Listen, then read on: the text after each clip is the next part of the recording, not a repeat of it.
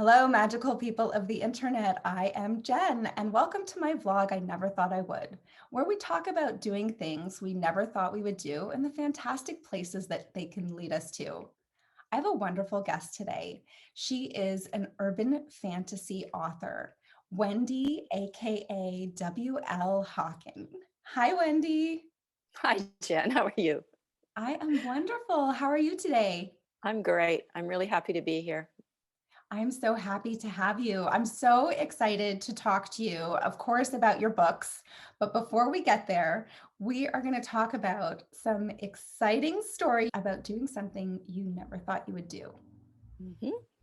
Okay, I never thought I would pack up all my belongings into a U-Haul trailer with puffins on it and put my daughter and a 6-month-old puppy in a station wagon and drive 2,600 miles from Ontario to BC, having no idea where I was going to live or what I was going to do here. That's my story. Okay, well, how, why, where were you? Where did you begin? What prompted this all of a sudden move with a child, with a puppy, Yeah. and with puffins on the U-Haul? I know I'll always remember those puffins because I could not back up the trailer. And so, I had to drive straight forward all the way from Ontario. Yeah. And there was one place where we got where I had to kind of back it up and it was almost a jackknife situation and it was not good. So I always remember looking at those puffins. But yeah, I was in Ontario and we decided it was time. I was done with Ontario and I had come out to BC and the weather was so gorgeous. So I actually moved because of the weather. Yeah, to the coast. Yeah, you know. I can completely understand that. Yeah, so we drove out here 2,500 miles, 6 days, and all I had was a map with like an X for this place that was a campground, and I said, okay, when we get there, we'll go through and we'll just drop our stuff off at the U-Haul place, which is close to the X where the campground is, and we'll just camp for a while and see how it goes. So it got kind of strange. Yeah, Okay, so how old was your daughter at the time? 14. 14. Okay, so that's a little easier than having like a toddler or a 5-year-old to travel in a car for that For sure, for long. sure. No, for sure, for sure. And that Okay. that really just evolved into like a whole situation for me because I started a whole new life out here, and so did she. So it was really great. Were you writing prior to the move? No, well, you know what? I've always been writing, like writers have always been writing, That's true, yes. and I had actually written the draft for a book that I just finished rewriting yesterday. That's another story. Oh, wow. Yeah, yeah. So that will come out later. But so I had been writing, but I was also a counselor at the time, Mhm. and I was working with sexual assault victims and domestic abuse, and I had just finished my BA in Indigenous Studies and didn't know what I was going to do. So I had been accepted at UBC, but when we got out here to the campground, which was it was in Port Moody where I actually ended up living down Mhm. the road to the place that I drove to first. Um, I looked on the map and I said, "Oh, well, let's drive down to UBC, and you can take this road." Well, the road ended up being Hastings Street, and so I went from being a pretty naive rural Ontario person my whole life to driving down Hastings Street and at Main and Hastings. That's the like downtown east side. Mhm. It was really frightening. And then out to UBC and went, oh my gosh, I don't want to go to this school. It's too big. It's too scary. There's too many people. And yeah, so then I drove way out into the Caslow, which is out near Nelson in the middle of the province, to my I've friend's been to place. Nelson. Have I you? know it. Okay. Yes, Yeah. one of my best friends was studying Chinese medicine out there. They have a school in Nelson, so I went to visit. Okay. Yeah. So I, at that point, was crying and like looking at the mountains and going, "Oh my gosh, I made a big mistake. What are we going to do?" And we ended up staying. I found a place, and I ended up going to SFU. So it was a smaller university, and became a teacher, which another I never thought I'd do. Yeah. and and that evolved into like a whole string of books that have people that travel all over the place. All these books with journeys in them, I think. That's incredible. But at the same time, we have to write what we know, correct? If Hmm. we've never journeyed, it would be a little more difficult to write about the journey. For sure.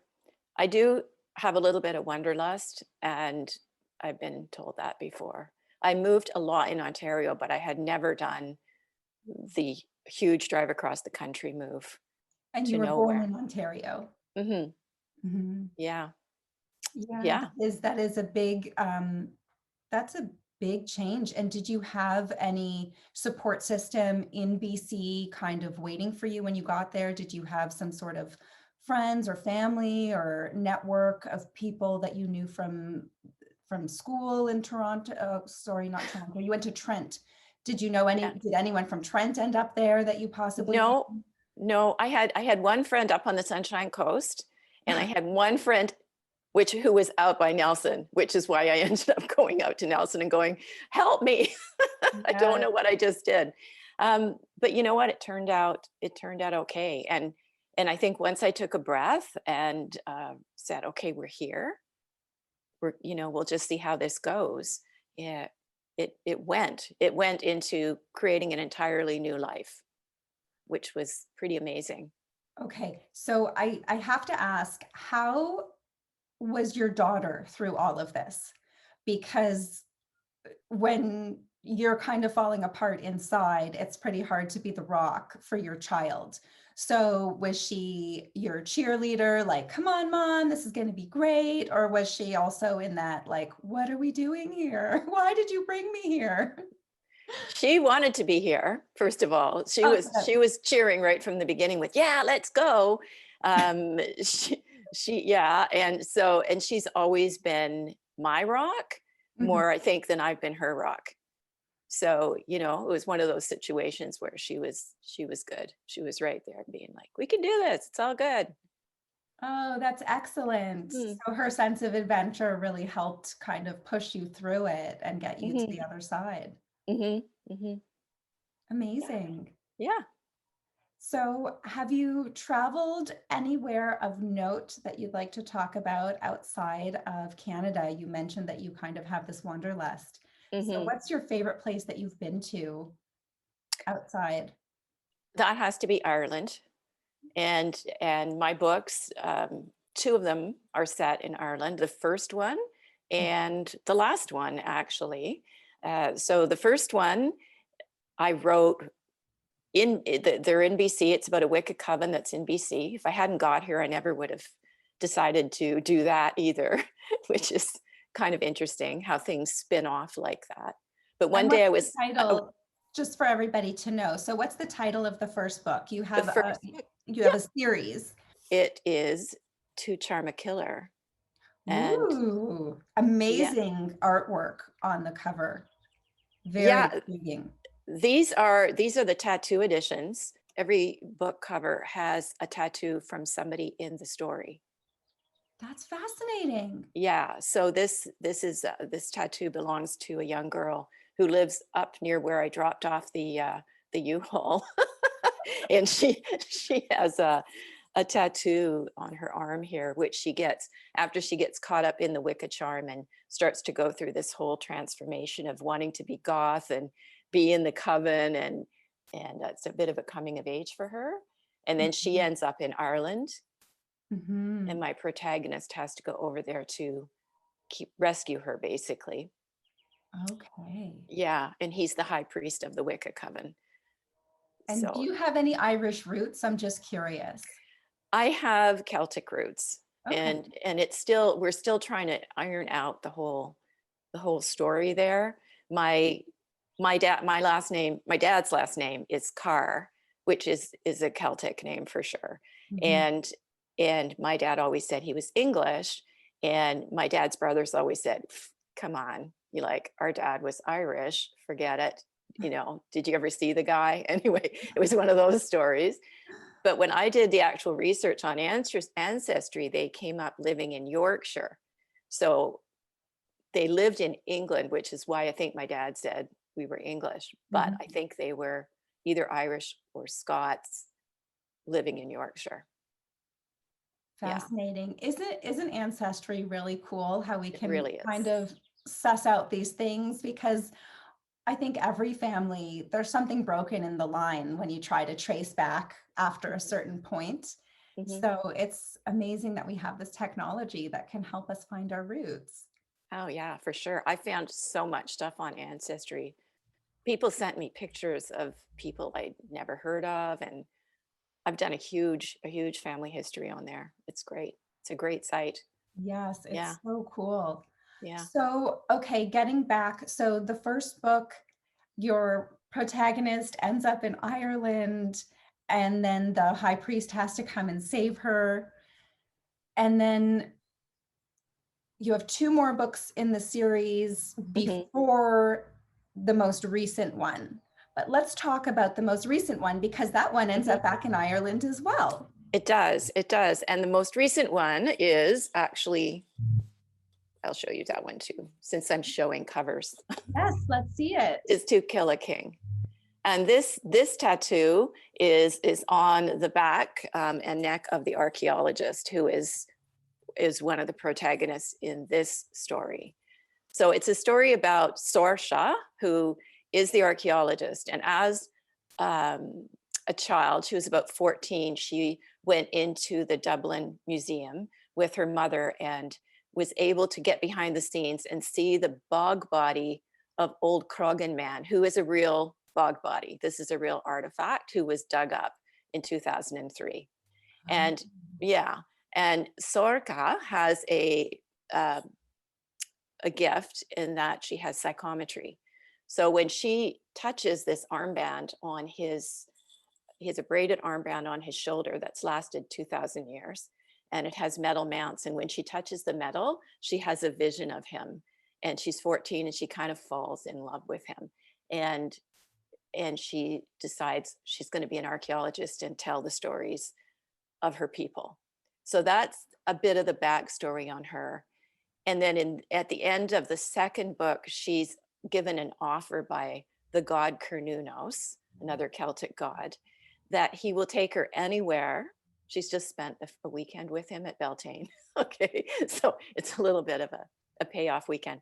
And he will take her anywhere in the world to any culture she wants to go to. And she doesn't know exactly where that is, but he knows.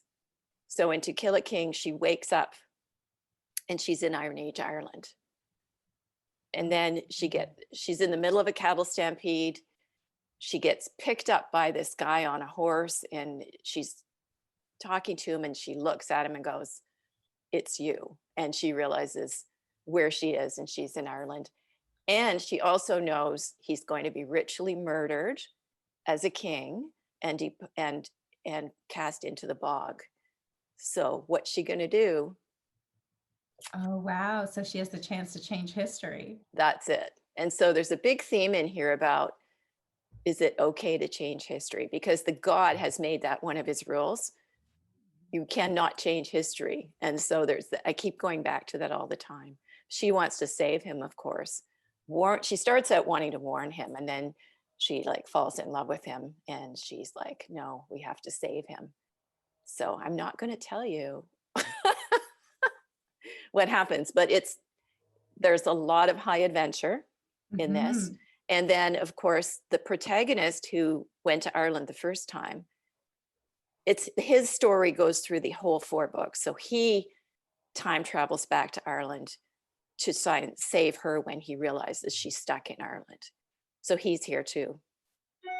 This sounds so imaginative and so creative. I find fantasy so fascinating because my brain just doesn't go there. Mhm. And I have so much respect and awe for fantasy writers who are able to create these worlds with different types of rules and magic and things like that. I find it so fascinating. So do you kind of attribute this type of writing to the influence of the environment you were in once you moved, in terms of like going to BC and being in a different kind of ethos?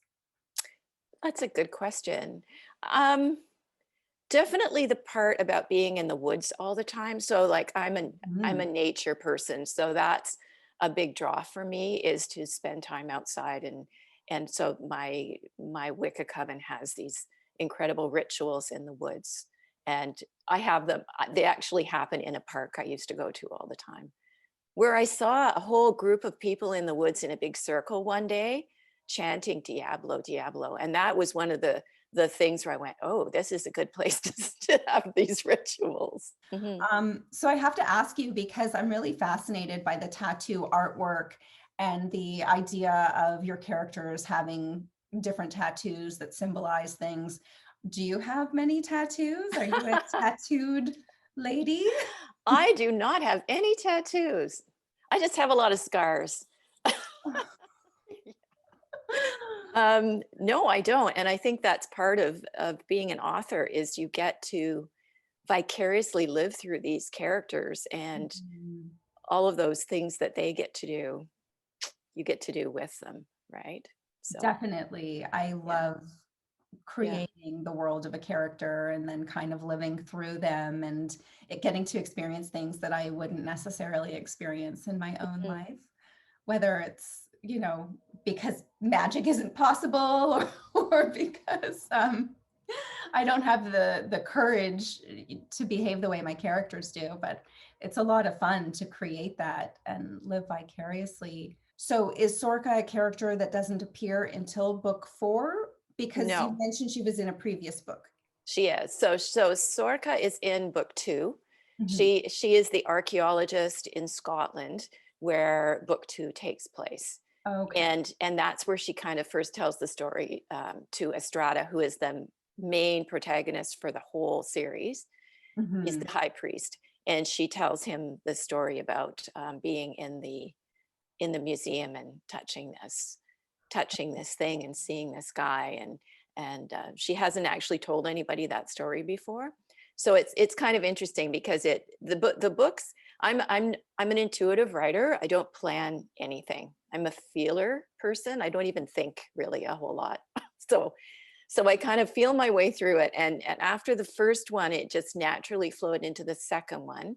And then in the second one, there's a murder in Scotland, and one of the fellas gets charged with murder, who's from the coven, and put in prison, and Estrada goes to save him. That's where they meet up with Sorka. Okay. Okay. And during that book, Estrada's partner, Michael, gets in trouble with a vampire. Okay. Ooh, Oh, yeah. Yeah. blending So, genres. yeah, oh, absolutely. I am a genre blender, big time. I And love it. so, and Michael is a character that he runs a goth club. He's a manager where Estrada is the magician, and they're partners in a way. They're free spirited partners. And Michael pretends he's a vampire. That's just part of his shtick. He wears the cape and the fangs and the red. It's his thing, and he thinks he's the reincarnation of Lord Byron. He's a really eccentric guy. And It's funny because I was the first play I was ever in when I moved to New York was called The Gotham Chronicle. And it was written by a man who was into that lifestyle, the beyond goth, because goth is a certain aesthetic, but mhm. fake fangs, wore a cape. And it was hilarious because half of us in the play were actual actors and half of the other people cast were part of this kind of role play lifestyle group where they thought they were vampires and they all had like their custom made fangs and their garb, and it was so fascinating for me to see. And Mhm. one of the ladies who was in the piece had a Wicca wedding on the top of a roof of a building underneath a full moon, and the wedding was performed in Klingon. Oh, wow. Interesting. That's a mix of genres. It was exactly. So it's so funny because there are some elements of truth that, that are in these fantasy pieces and in Oh these yeah. mystical pieces, because I feel like so many of us want to be able to connect with a higher power, with some sense of mysticism. Hmm. And it's just so fascinating that you like brought all this together under one umbrella. And it's something that I kind of really experienced in my life. Oh, for sure. And those people are definitely out there. When I was doing research for book 2 and 3, because Michael kind of, yeah, he moves into a place where he gets a little bit darker and he starts wanting to taste blood. And so I was looking for that, and there are lots of people out there that are playing with that a little bit, right? So he gets involved with a guy while Estrada is away, and then he actually ends up meeting a real vampire, which scares the heck out of him, because at that point he always thought it was just play, but then he realizes, oh my God, they're real. And he really makes a bad mistake and with the vampire. And that mistake propels us all the way through book 3, because in book 3, the vampire steals Estrada's baby and disappears with it in revenge for what Michael did. And so, yeah. Wow, this sounds fascinating. And throwing in the vampire element, like I love vampires, the vampire genre. I Mhm. I grew up watching Buffy. I was like a Buffyaholic when I was a kid. Yeah. And yeah, and there was actually like one episode where all of these kind of teenagers thought they wanted to become vampires, and they got into a really dangerous situation with an actual Mhm. vampire because it's not the fantasy that humans have when you're No. dealing with a demon. But Angel did a lot for really making it a romantic notion. Yes. Yeah. Yes. But also Angel had a soul. There was a difference. Hmm. Hmm. When Angel turned into pure demon, he was just a full-on Yeah. murderer. Yes. My vampires are not terribly romantic. I will say that for them. They are dark. Yeah. And yeah. But it's a kind of an interesting um, soup of, there's fairies in here, there's witches, there's gods, there's ghosts, and there's vampires. And they all are kind of intertwining through these 4 books. And yet at the base of the whole thing, it feels really normal to me. Mhm. So it feels really just like, oh, it's just contemporary and all this stuff could really be happening. I don't think of it as, oh, I'm writing fantasy. I don't even think of it like that. It's been put into that urban fantasy genre, because we Mhm. like to put things in Box. categories. Yes. But to me, it's just people who are doing things that we could all do if we worked on it. I can't wait to read your books. I am so excited because this is something really up my alley. And I love blended genre. I love the historical aspect. Like it's so rich. It's so rich Mhm. with so many goodies in it. It sounds wonderful. Oh, thank you. I'm so excited that we had the chance to talk today, Wendy. Thank you so much for taking the time. Well, So thank now the you. important stuff, where can everybody find you and find your books? Okay, well, I'm an indie publisher, so I have my own website, which is bluehavenpress.com. And on there, I've got a place called Buy Books, so you can actually go there and see all the places. But they're on the major retailers. But I also do a thing where if somebody wants a signed copy and they're in Canada or the United States, they can actually like email me direct, and I'll send like a signed copy through the mail, wrapped up, in paper and everything. And because that's kind of fun, Yes. rather than always doing it through like Amazon or Barnes and Mhm. Noble or something. So they can do that, and of course they're all in the ebooks are all out there as well. So mhm. Excellent. Well, thank you so much for taking the time to chat today. And thank you all out there in the interweb for tuning in. We will have the links below to make it easy to find Wendy and her fascinating and exciting books. I can't wait to get mine. And I'd like to challenge all of you out there to do something that you never thought you would do. You never know where it's going to lead you. And let us know where it does in the comments. Thanks so much for tuning in. Don't forget to like and subscribe if you're enjoying the content.